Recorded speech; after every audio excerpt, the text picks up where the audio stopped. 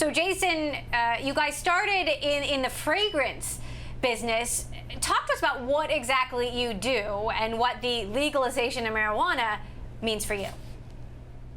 Yeah, happy to. And I'm glad Elon Musk keeping cannabis in the news for all of us. So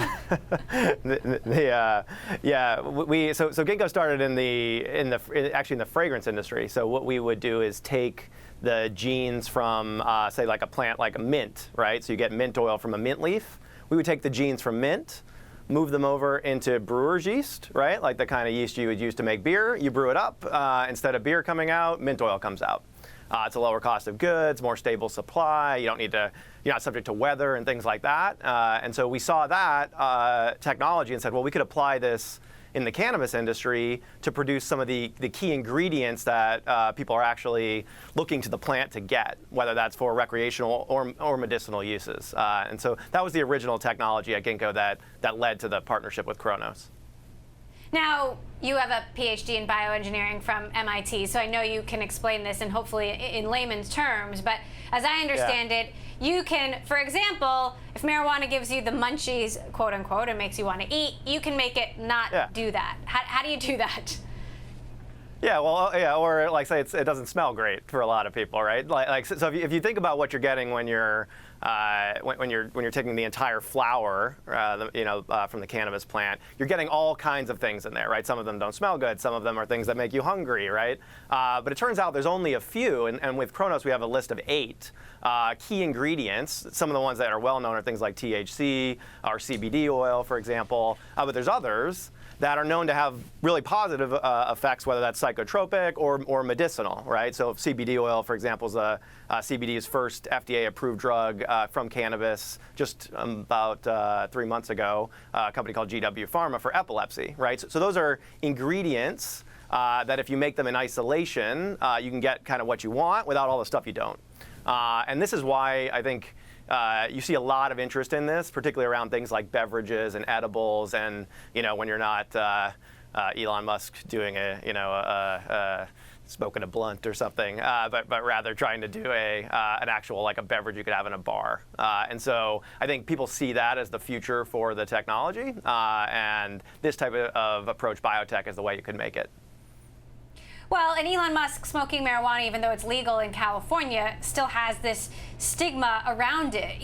What are the sort of regulatory and social issues? How will that impact you?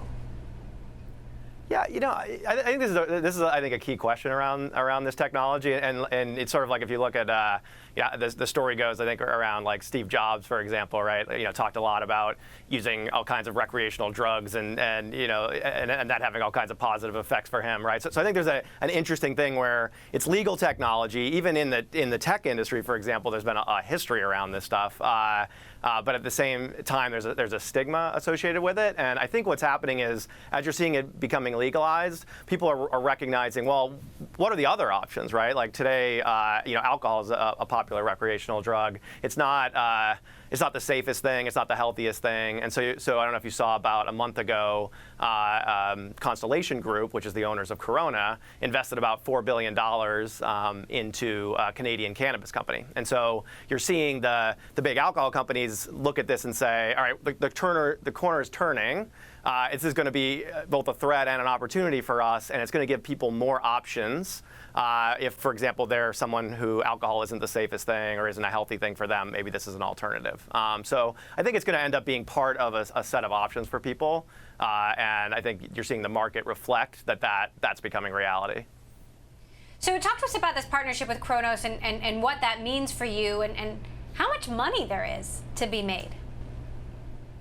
Yeah, so if you look at what Gingko does, right, we're a provider of biotech services, essentially, right? So I did my PhD in bioengineering. What we have over at Gingko down the street here in Boston, about 100,000 square foot facility with automated robots that do a lot of the work that I did during my PhD, right? And it brings the cost down for doing biotechnology. So a company like Chronos, who historically doesn't have biotech, they can turn to Gingko and say, Gingko, take care of this for me. Come back and hand me that that brewer's yeast that makes, CBD oil or whatever it is without having to grow this big farm. And then I could have brewery economics instead of farming economics, right? And so the deal with Cronos is they fund R&D work here at Gingko. And if we're successful, we would receive about $100 million of stock. Now today, the stock went up probably about 20-25% after announcing the deal. But somewhere close to $150 million of stock for us if we were successful.